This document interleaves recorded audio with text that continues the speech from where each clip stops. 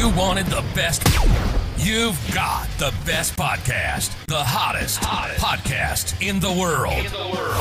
The Chris Voss Show, the preeminent podcast with guests so smart you may experience serious brain bleed. The CEOs, authors, thought leaders, visionaries, and motivators.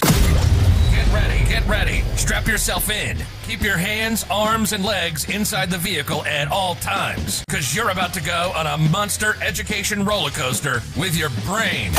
Now, here's your host, Chris Voss.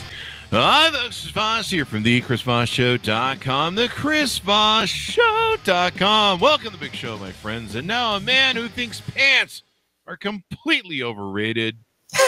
Maybe shorts, too. I don't know. I'm not going to tell you what I'm wearing underneath all this podcast equipment. Anyway, guys, thanks for tuning in. We certainly appreciate you guys being here. Go to youtube.com/Chris Voss. Our accounts at goodreads.com/Chris Voss. See everything we're reading and reviewing over there. Go to all of our groups on LinkedIn, Facebook, Twitter, Instagram, all those crazy places the kids are playing these days. We have an amazing multi-book author on the show. We're talking about his stories, his history, and what he puts into his books. His latest book that has just come out July 3rd, 2022, The Last Ark, Lost Secrets of Qumran? Do I have them pronounced? Qumran, The Snow Chronicles by Guy Morris. And as you can hear, he is live on the show with us today. So that's always good to have him live so he can tell us what's going on with these amazing books that he has. So we talk about those as well. He is retired from a 36-year leadership career with a Fortune 100 software, high-tech, and global energy company. Guy Morris has also been a published songwriter for Disney Records, screenplay writer for Sojourn Entertainment, a patented inventor, a Coast Guard charter captain, a paddy driver, adventure, and now an author of intelligent, well-researched thrillers. Since his 2021 debut as an indie author, he's released 3 pulse-pounding thrillers inspired by true stories, actual technologies, true global politics, and history. Welcome to the show, Guy. How are you? Chris, it's wonderful to be here. I'm so excited. Thank you very much for having me. There you go. We're excited to have you as well. So congratulations on the latest book. Give us your .coms, wherever you want people to find you on those interwebs. The easiest place to go is guymorrisbooks.com. That will give you buy links, fact versus fiction, image libraries of actual locations, review highlights, and links, and way more. There you go. So you have, how many books do you have out so far? I've had 3 out. The last one came out this past November 22. I'm working on the 4th now, which will be another sequel. And all of the books, I'm inspired a lot by true stories and real history, real facts. So I like to build my fictional characters and plots on top of real solid mountains and legs of factual information, and connect that to the real world in very hopefully creative and innovative ways. In part because I think I write thrillers, and so there's nothing scarier going on right now than the news. I've seen it, yes. If I could basically just add on top of that a little bit, and of course, as a thriller writer, I have one question to ask. Gee, what could possibly go wrong? I've seen that movie too sometimes. Yeah. I don't want to see the big ending, whatever that is. The big nuclear, whatever. But so do you find that because, you were 36 years in a career with the Fortune 100 software, high tech, global energy, that kind of gives you a prominence or importance to try and put some of this, stuff into interwoven into your stories? Absolutely. And I think that there were a lot of individual experiences. It was a great experience. It was a real benefit. I started off rather poor, so to be able to go work with CXOs and geniuses at Microsoft and Oracle and other places was a real honor for me. But I have to say I was trained as an economist, and you recently had an economist on named Clara Mattei, who did an excellent job at explaining some of the current issues that we're all facing with austerity and capitalism. But so I was trained as an economist, and so I always had a clear view of what the real dynamics were going on. And I suppose I never really fully drunk the Kool-Aid of any business, because I could see the conflict between what we would tell our customers, what we would tell ourselves internally, between the goals of trying to build better products for customers, but yet really focusing more on profits for ourselves. And so there was a number of experiences I had during that time that were kind of eye-openers for me. And some of them were because I was somewhat of an innovator. I was always playing with newer technologies far ahead of others in the business. I implemented early stage artificial intelligence systems when I was with an oil company. I would oftentimes read science magazines that would kind of force me to ask questions that I would really want to answer.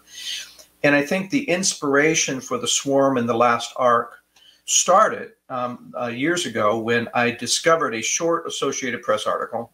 And the article only said, it was real short, less than 2 paragraphs, and basically said that a program had escaped the Lawrence Livermore laboratories at Sandia. Oh, wow. And if someone knew anything, that they should contact either this professor at Sandia or this FBI agent in charge of the investigation. Now that stunned me, captivated me, mesmerized me. I became obsessed with that idea. Now, I figured 2 things were: either somebody at Associated Press was going to get a ding on their performance review for a typo, or somebody at Sandia was going to get dinged for slipping. Now, that particular lab, Lawrence Livermore Laboratories of Sandia, is a well-known NSA spy lab. So in my head, I'm thinking, okay, a spy program has escaped the NSA spy labs, and they don't know how to find it. And I thought, that is an amazing story. So I actually spent several months trying to reverse engineer in my head, using my knowledge of technology and architectures. And I'm not a developer, but I've been involved with technology my whole life. So I tried to kind of reverse engineer what kind of architectures could actually enable a program to escape an NSA spy lab, which by itself implied an intent, a level of intelligence, the ability to move itself, and the ability to basically race its log trails. So I thought, well, that's an astounding set of capabilities. And we actually can kind of confirm a lot of those capabilities today through some of the more modern NSA groups, like the Computer Network Operations, CNO group out of the NSA and other places. But back then in the late 90s, it was pretty revolutionary. Yeah. And so then I thought, okay, well, what was the program designed to do that it had that amazing capability to basically be software and stealth? And so I went through my data center, I went through my home office, I went through my corporate office. I kind of said, if I wanted to be my perfect James Bond spy program, what would I want to do? And I came up with a list of functionalities, and then I kind of came up with some theories as to why it left or why it was missing. And at the time, I was one of my dear friends was a film producer in Sojourn, and he was looking for ideas, and so we wound up producing a webisode series with this. Oh, wow! Out of work actors, photo shoots, scripts. That we did a really high production job. Won a bunch of awards. We were optioned by one of the studios. 2 weeks before the option was going to come due, 2 FBI agents show up at my door. Wow. They were rather perturbed that I had figured out something they thought should be top secret. Now, and I was, now, of course, I'm jazzed. I'm thinking, yes, I nailed it. Validation. They didn't want to say it in so many words. Now I had only been married to my second wife, who I've now been married to for 30 years, but I was only married to her for a few years at the time. Of course, she was freaking out, saying, "Why is the FBI in the room? Who did I marry, and what did you do?" So they wanted me to take down the show, and when I laughed at them and told them, I said, "No, if you guys aren't smart enough to hide it, I'm not going to be smart enough to just let you get away with it." Wow. And so they went to the studio and killed the deal. I lost a lot of money, had to go tuck my tail between my legs and get a job at Oracle and restart my career. Crap. But I never forgot that incident, and it really started me thinking more deeply about not just where the commercial sector was in terms of technology development, but if I were part of the government, I would be 3, 5, as much as 10 years or more ahead of that sector in terms of how do I apply it to the most top secret endeavors: espionage, cybersecurity, national security, weapons development. There you go. And so, go ahead. We've seen some examples of this in history, where they unleashed that virus that went after Iranian nuclear sites. The Stuxnet, yeah, that was actually developed at that same laboratory.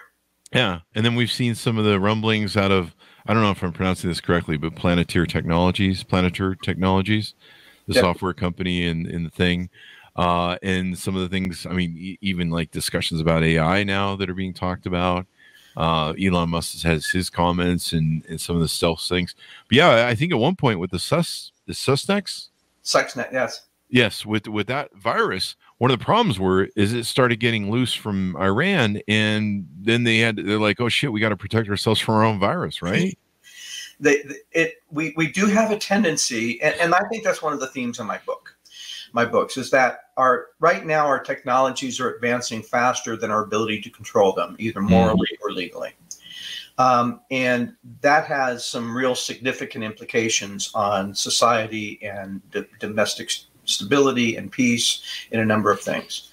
And so I'm using that as a vehicle to really kind of raise larger questions. There you go. So I look at, and I always emphasize that it's not the technology itself. We've seen a lot of sci-fi where artificial intelligence somehow becomes malevolent. Takes on some sort of anti-humanistic sort of views, and it becomes evil. But I don't necessarily see artificial intelligence as either benign or malevolent. The real danger comes from we have tens of billions of dollars each year being invested in artificial intelligence by major corporations, major governments around the world, and even some secret ones done by billionaires basically trying to develop their own edge. The dark money, the things that we don't know, and the question I always ask is: are any of those entities looking out for the good of humanity, or are they looking out for ways to increase their profit share, increase their ability to influence people's decisions, influence people, control population, control enemies, be better at war? Are any of those entities really doing it for purely good reasons? And the answer is no. Really? That seems surprising to me. There's some good that's coming out of it, but sure, there's always either a profit motive, a market share motive, a domination motive. And there are some good examples of AI. So, for example, there's multiple. The other thing most people don't realize is that there's multiple types of AI, and not one AI doesn't really fit all of the models within that kind of general term. And you can take something called an artificial narrow intelligence, and that might be an intelligence that looks purely at CAT scans and trying to detect cancer cells. And it's actually, they've trained the AI so that the AI is much faster and more accurate than the best doctors out there. Wow. And so that's a good application. Now that's going to come at a cost. That gets filtered into our insurance costs and everything else. Right. There you go. But now you go to the other end of the spectrum, and you have weapon systems being made with AI. And the real danger there is there's an international treaty called LAWS, Lethal Autonomous Weapon Systems, that basically says that you can use AI for purposes of making your system perform at a higher level of performance, such as finding the target faster, more accurately, changing the trajectory of your missile so that it's more accurate, using fuel efficiency so they can go farther. There are a number of ways that you can use AI, but we shouldn't be using AI to both define the target, isolate the target, and then pull the trigger, right? There always should be a human involved in that decision to make a kill shot. And so the problem is China, the US, Russia, Iran, North Korea are among the small number of countries. 140 countries have signed up and say, yeah, this is a good idea. We should limit legally with treaties the use of this new technology. Those that are most advanced in the technology have refused to sign. Of course. Yeah. It's all about power. So let's get into how this incorporates into your books. I'm looking at your website right now, and one of the pitch things on the books is if Indiana Jones had the technological savvy of Elon Musk. And I mean, James Bond, those thrillers were amazing because of, the technology of Q technology, and that was always what made the movies intriguing, was some of the different ways he would incorporate that. So let's talk about some of the books. I don't know if you want to start with The Curse of Cortez and move through them, or if we should start with Last Ark and move backward. Well, let's start with Cortez and we'll move forward. Cortez, in part because Cortez stands by itself, and it was the first book I wrote. And I wrote Cortez during my career. For the most part, it took me well over a decade, close to 15 years, to research all the elements of it. Wow! It started off as a short story because when I was a single parent for my son, he liked to read, and so I started writing. I wanted to write short stories for him, and of course, when he was 11 and 12, he loved pirates and treasures and lost civilizations and all of that kind of stuff that we all did. And so, as always, I wanted to have the story based on something true. I wanted to also teach him history, mythology, archaeology. I wanted to use those stories to basically teach something factual. And so the story that captivated me, that was true, was in 1672, Henry Morgan took 36 ships, 2,000 men to raid the city of Panama because it was the richest city in the whole New World. All of the treasures from Inca Empire were stored there. Treasures, silver, gold, spices, things from Western Mexico were stored there. But more importantly, all of the new treasures, they'd opened up the Orient. So Ming vases, Ming bronzes, silks, tusks, all of those things that came over from the Orient were stored there. Well, Morgan decided he wanted to go after the bank. So he lost 1,000 men even before he got to the city. So he's down to 1,000 men. But even so, he conquered the city in a day, stayed for 4 months, torturing people for hidden caches, brought back 30 tons, over $1 billion and a half worth of plunder. Wow. And when he reached his fleet in the Caribbean, he cheated every one of his men. He gave them a pittance of the gold each and then disappeared with almost the entire treasure and most of the slaves on 3 ships, none of it ever seen again. Wow. Morgan survived and showed up with an empty ship in Port Royal, Jamaica, 4 months later, where he was arrested immediately by the British because he had technically broken a peace treaty. Yeah. But in London, the guy is a freaking hero. He broke the financial back of the Spanish. They were never able to recover it. Opened up the Caribbean to the English and the Dutch and the French and everybody else. And so they sent him, King Charles knights him as Sir Henry Morgan. They send him back to Jamaica with a garrison of soldiers to get rid of piracy. But instead of going after any pirates, he only went after one man, a man who captained a ship called the Caguay, which was part of his fleet, who cheated him in Panama. And then he went back and basically went into this, instead of going after his $1 billion plunder that he had already killed thousands of people to get, he went into this drunken, haunted, depressed debauchery and burned his logbooks so the world would never know what happened to his plunder. Wow. 3 years after he died, the whole city of Port Royal sinks into the ocean, including his grave. At the time, many of the locals swore that they had been cursed by Morgan. Wow. Now, all of that is factual. And it was one of those things that I couldn't get out of my head.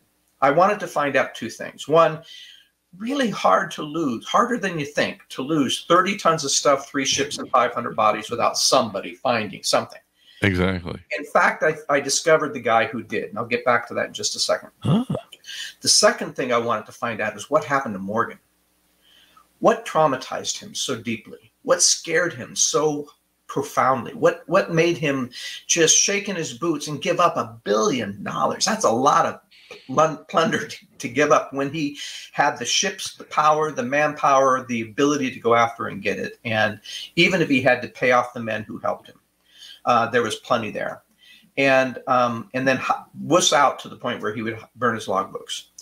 And so answering those 2 questions took me many, many years of researching. I read every book, every biography about him, including the man who was on the trip to Panama, named Alexander Esquemalian. I researched every island he was ever known to have gone to, every place that had a rumor, every place that had a Morgan name slapped on a tourist door. And I went diving in places that were interesting. I surveyed Mayan ruins. Along the journey, I had a cartel thug threaten to kill me, which I had to deal with separately. It was an adventure in and of itself. And there was a guy named F.A. Mitchell Hedges in 1906 to 1911 was digging on an island called Roatan. 6 months before he disappeared from the island entirely, he claimed that he had found Atlantis. Oh, wow. Really weird claim. Most people laughed him to scorn.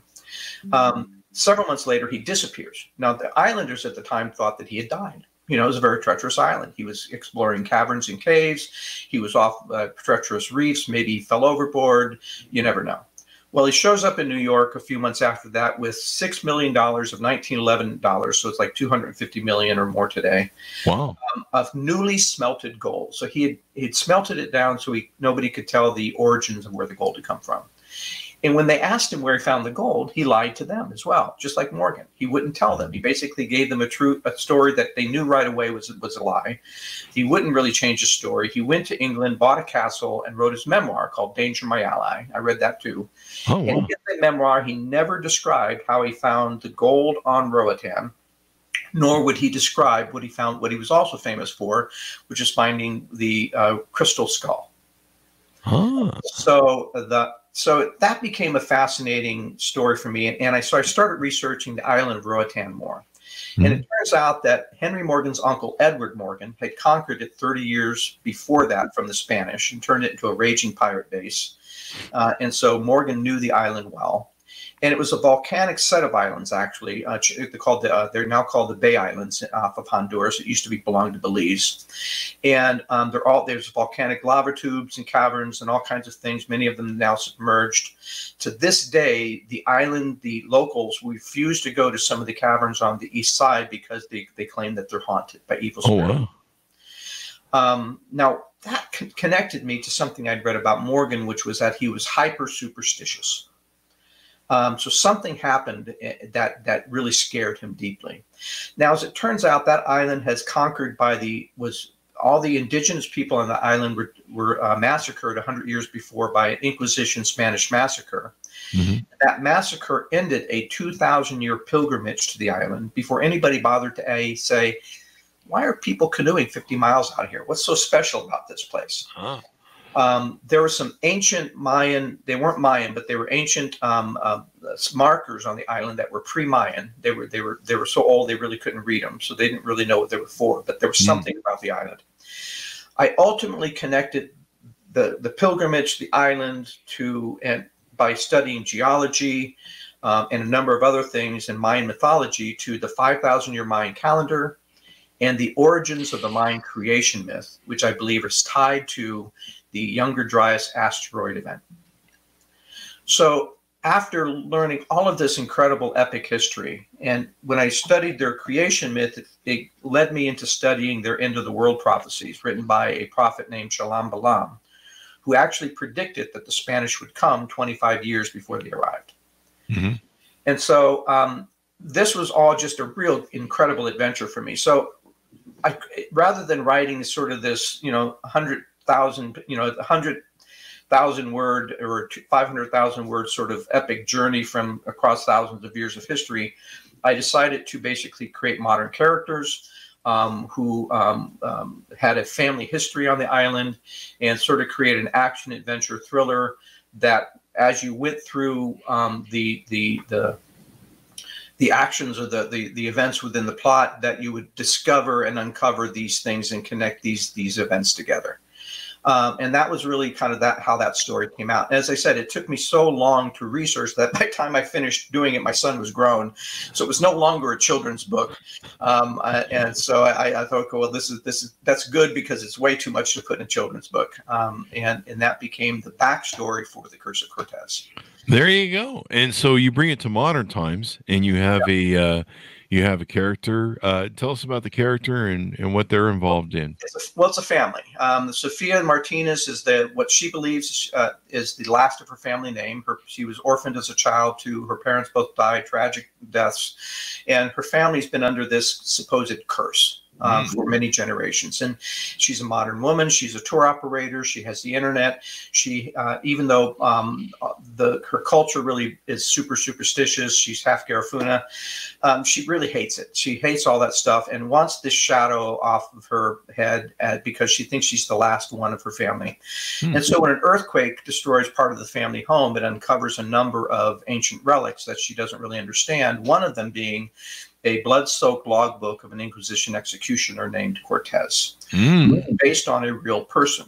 And I won't go into his history, but there was back at that time when you had a half-breed, Mesito, when the father died, they would take the boys and they would basically essentially kidnap them, and they would be forced to live in the monastery at Mani and serve and be trained just enough education to read and write so that they could serve the priests and the monks. When the Inquisition happened, the Inquisition in Mexico started because two boys from that monastery stumbled into a cave not too far from there and discovered a bunch of old Mayan ritualistic relics that were taboo at the time. And so that event started the Inquisition. And when they got to the time where they were doing these horrific tortures of the Mayan and the local indigenous people, the priests were too self-righteous and holy to do it. So they would actually use a lot of these half-breeds to basically do these horrific tortures against their own people. Jesus. And that was the Cortez. And so she finds this story, and as part of her, she starts by going to a local museum to try and find the history, thinking that the factual history will dispel this baloney about a curse. But it starts to unravel. She has to discover a relative she never knew existed who inherited 3 pages torn from this logbook that contained the curse itself. He has to engage his son, who he hasn't spoken to in a decade because his son blames his father for his mother's death. And so there's a lot of trauma. There's a lot of family forgiveness. There's a lot of feelings of resentment and redemption. They have to work together to basically kind of get through the plots of the story. And as they do, they're uncovering this history. They're uncovering the connections to the Mayan creation. And now at the time, one of the things I should mention is 13,000 years ago when the Younger asteroid hit, the islands of Roatan, the Bay Islands themselves, were not islands. They were actually above ground. They were basically wetlands, but they were dry. They were basically part of the mainland. And so what was underneath those caverns in Roatan used to be accessible from dry land.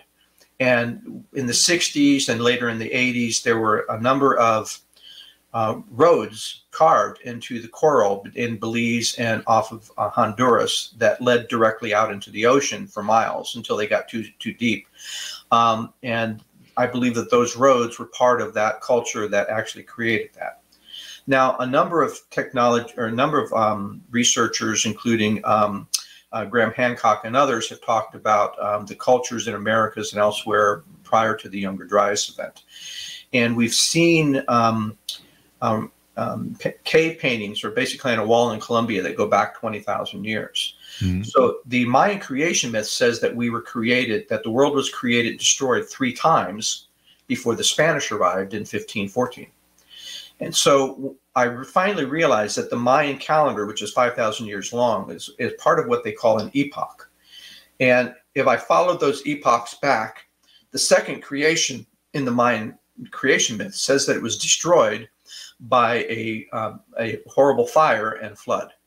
And that equates to the archaeology studies or archaeology that happened after the Younger Dryas. We have this archaeology, we'll talk about this 2-3 inch thick black mat that covers all of North America, all the way down to Colombia, including Roatan. And so underneath that, basically that was the fire that destroyed everything. And that same asteroid caused the glacial, the North American glaciers to melt, which caused the flooding of the Badlands, basically caused coastal flooding, and would have basically submerged all of this wetland. So it tied all the way back. All of it tied directly to the Mayan creation myth, their myth of Xibalba, which is their underwater place of death and fear, and I believe that tied to the caverns that Mitchell Hedges discovered that are still avoided today and now submerged, that had to do with this lost civilization and this sunken history. It's too bad it was all sunken that it makes it harder to access it. This is amazing, the amount of work that you're putting into the research on your books and into your books and stuff. Let's get the other two books in here for time. Sure. The next book in your writing was the book Swarm. Artificial Intelligence Decodes. Swarm takes the program that escaped. Now, incidentally, in 2016, CNN reported how Russia had hacked the CIA cyber toolkit. And in that cyber toolkit, it further confirmed my earlier analysis that brought the FBI to my home. So all of the programmable functions I had assumed were in this program were actually included in that toolkit, including what we now call the deepfake video technology. Which is, so I actually turned that factual program into one of my fictional characters. I gave it a name, Sylvia, Sophisticated Language Virtual Intelligence Algorithm. Sylvia has attached itself to this underground hacker group, a white hacker kind of group, white hacks, which are basically benevolent.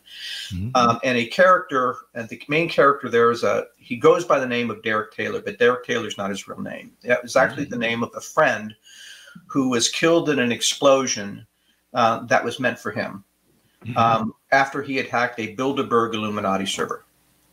And so, trying to hide from those who still want him dead, he basically has partnered up with this fugitive AI. The AI has now, one of the twists in the story is that the AI has now decoded end time prophecy. Now, what's interesting about that premise is that it allows the reader to basically explore all of the various crises that that have been accumulating around the world for the last couple dozen years, including climate, rise of fascism, population, loss of griefs, and prophecies, or a number of prophecies in Revelation that they're called the seven trumpets, that talk about loss of a third of the fish of the sea, third of the birds of the air, third of the beasts of the sea, pollution of all these rivers around the world, something that would have been just unimaginable 2,000 years ago when this was written. But if you go through, what triggered me on that connection was that if you actually will read National Geographic and other scientific magazines, you realize that we're already in the sixth extinction. The loss of those beasts have already happened. The loss of the sea stocks have already happened and is actually documented. The loss of the bird flocks have already happened and already documented. And I started thinking in terms of, there are a lot of people think in terms of prophecy as sort of this very, you're the wacko on the corner wearing a burlap sack and carrying a sign saying the end is near. But that's me on Wednesdays. Yeah.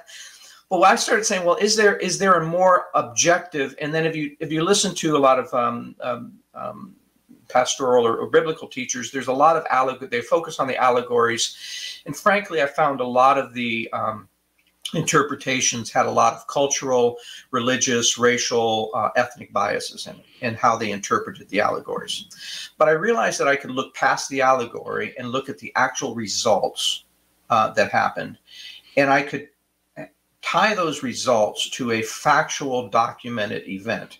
And so I started looking at how would an AI, how would I objectively evaluate this to determine whether there was a factual premise for this, by using mathematics, regression analysis, probability analysis, and the things that an AI would use in order to evaluate these kind of things. And so that made the connection there. And so I tie it then, right? That's the basic characters in the story. There's a naval lieutenant who's a female. Her name is Jen Scott. She's the admiral's daughter. She's very ambitious. She wants to get out of the admiral's shadow. She's assigned to investigate this missing AI and this hacker named Derek Taylor, and that kind of evolves the plot there. But I deal with real facts in terms of cybersecurity. How many identities have been hacked over the last 10 years? What are the likely things that Russia and China might be doing with those identities that might weaponize that information using AI to do cyber espionage and cyber warfare kinds of things? Now, the U.S. is one of the most vulnerable nations in the world for cyber attack. Even though we have the most advanced defenses, those defenses are not universal. across all information and platforms and corporations and infrastructure. And so if I were to develop an AI that would if I wanted to basically develop an AI that would weaken the U.S. in advance of an invasion of Taiwan or some other major invasion, I would attack our internet. I would basically just attack our DNS sites. They're limited in number. The DNS sites are basically the linchpin of the whole internet system that basically converts IP addresses into the Chris Voss Show, right? The name, the web name. And if I could use an AI to basically bring down the DNS sites, I could basically dismantle the internet in a matter of hours or days. But we'd lose the Chris Voss Show podcast. We'd lose information. We'd lose communications. Yeah. Banking, we'd lose commerce. It might affect some of our infrastructure because we're now cloud-based. And so you now basically have a scenario that could definitely weaken. And so that's part of the premise of the book Swarm. The title Swarm actually comes from a DARPA weapon that's in development today in Nevada. It was tested in the 2020 Gaza war. There's two versions of this weapon system. One is a 6-inch drone system that the Navy has developed, and the Army is developing a 18-inch drone weapon. And these are all connected weapons. So they communicate with each other at the rate of about 52,000 communications per second. Signals per second, so that they don't crash into each other. They can form different formations. They can pass intelligence along. They have high-speed cameras. So if I wanted to go into a urban village and clear it of all enemy combatants, it's really dangerous for me to send people in to do it. I could do what we do today, which is bomb the crap out of it, which basically destroys the village for any future use. Or we could send in these drones. Now, imagine being surrounded by a swarm of 1,000 hornets. There's no way that you can swipe and shoot and do whatever you want to basically defend yourself, but it's really almost an indefensible weapon. Now, imagine those hornets are 15-inch drones with explosives attached to them. You know, we're kind of seeing a perfect example of that. I mean, in the war with Ukraine and Russia. I mean, I've been telling people, especially with the popcorn explosion elements of Russian tanks in their design. You know, you see these videos now of these drones literally just hanging over soldiers and dropping bombs on tanks, and I'm like, I think tanks are dead now because drones. You know, there are these little commercial drones too that they're just using. Those are manually managed commercial drones being used with these weapons. Imagine a swarm of 1,000 or 10,000 of them, where they're basically automated with artificial intelligence, communicating with each other, and that lethal weapon scenario I talked about a few minutes ago. It would be impractical or impossible to basically have a soldier behind each drone deciding when to pull the kill trigger. So now you've got an autonomous lethal weapon system that has very few defenses against it.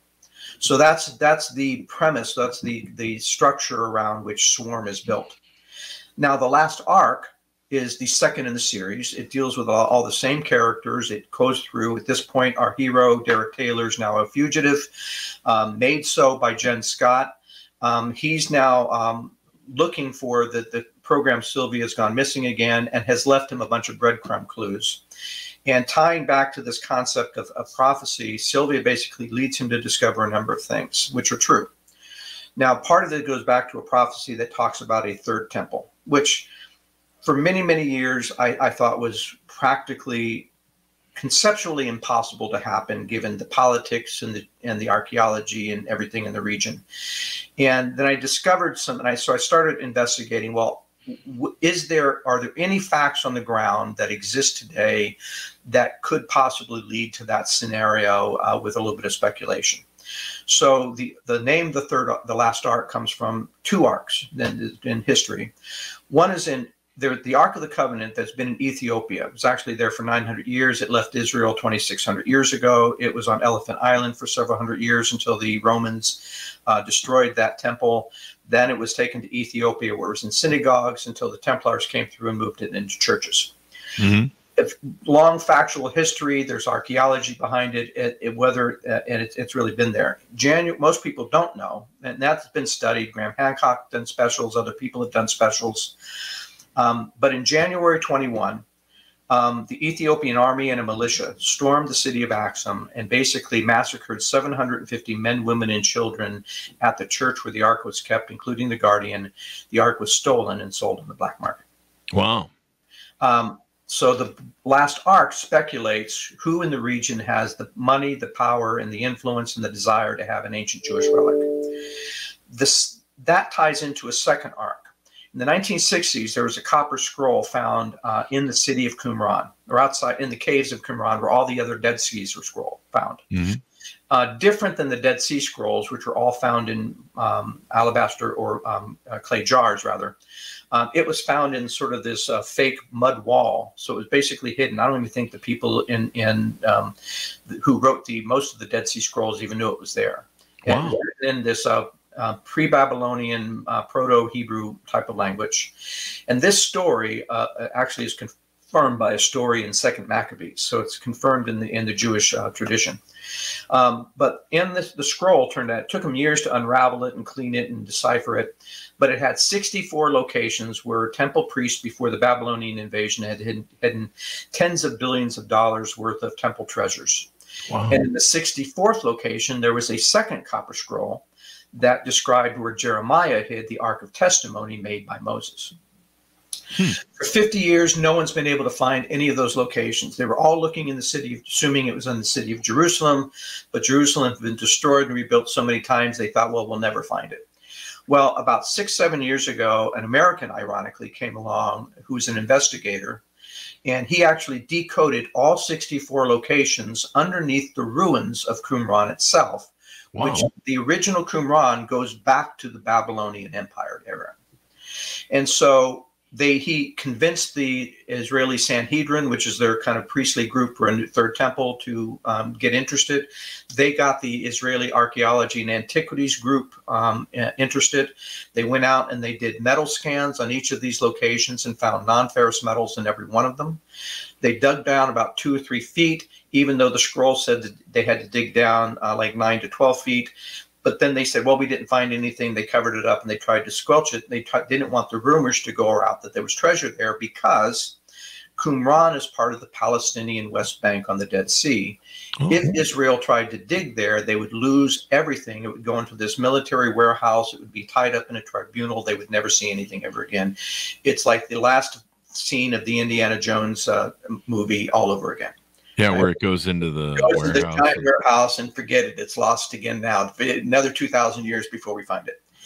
But that was about the time that Netanyahu and Israel started really pushing for a single state solution.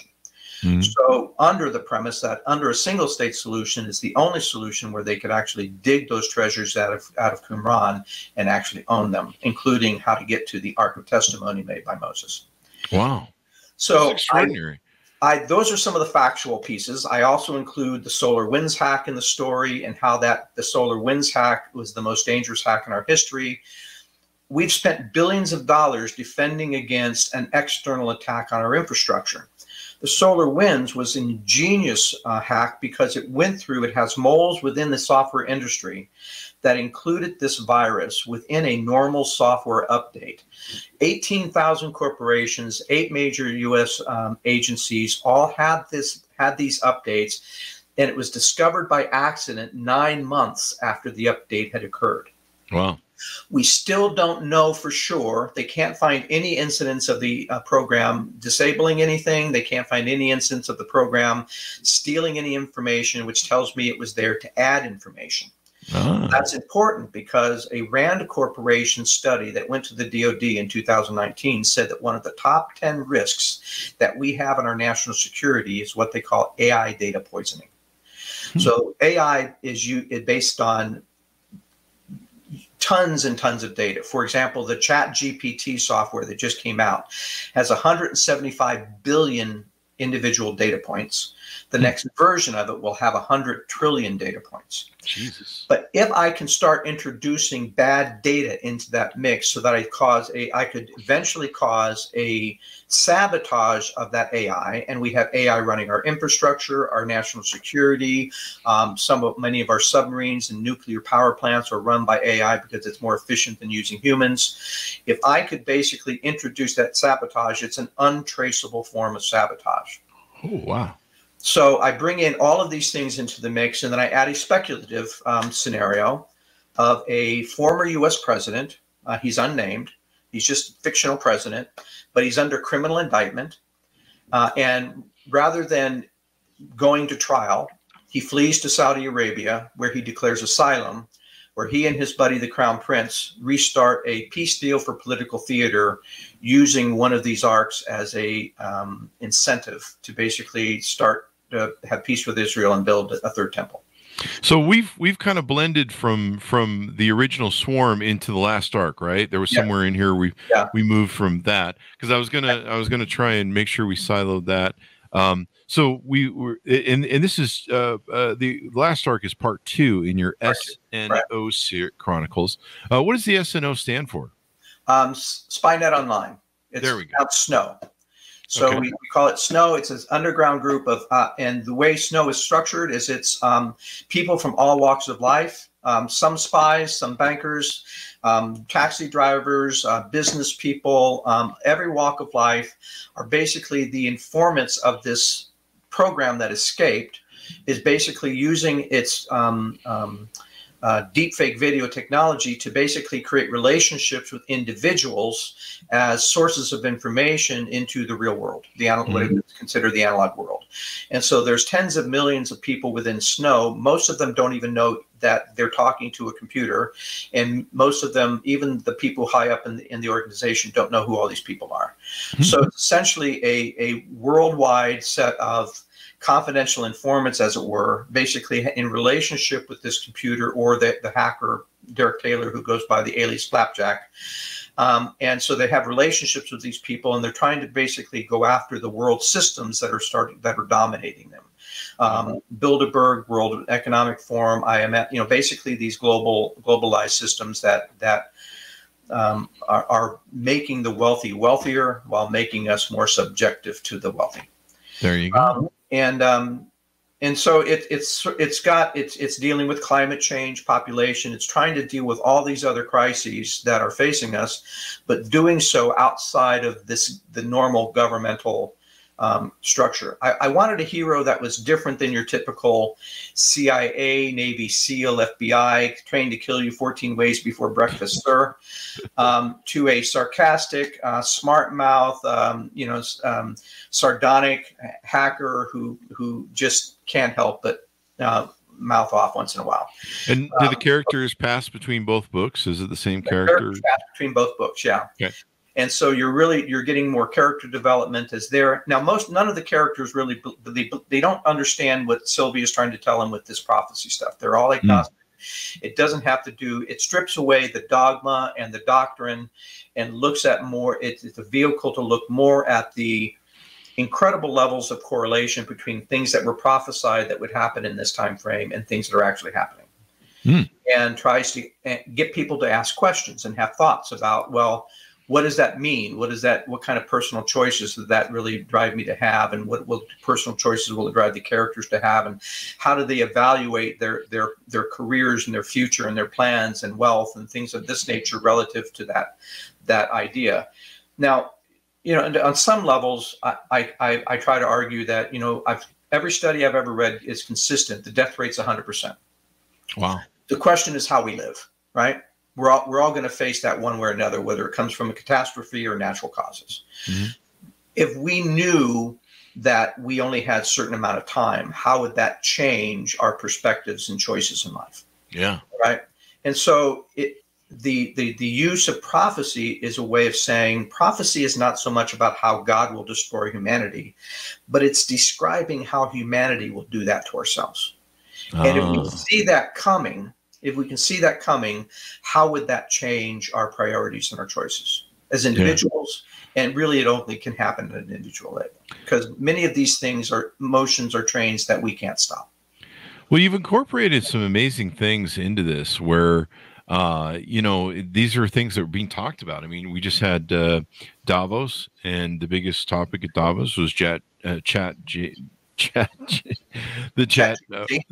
Yeah, GPT. I can't say chat. I guess I don't know. I can't chat about chat. It's already infected my brain. I don't know what that means. But no, that was the biggest subject there. It's all my friends that are in technology in Silicon Valley space are talking about it ad nauseum. It's almost become like the new cryptocurrency. I'm not comparing that because there's, we've seen a lot of sort of weird stuff go on with that. But it seems like I read something that this is one of the most interesting ideas or concepts to come forth, and since like maybe the birth of social media or just about iPhones or any sort of new technology that we've had, people are really interested in it and what the potential is and some of the downside of it.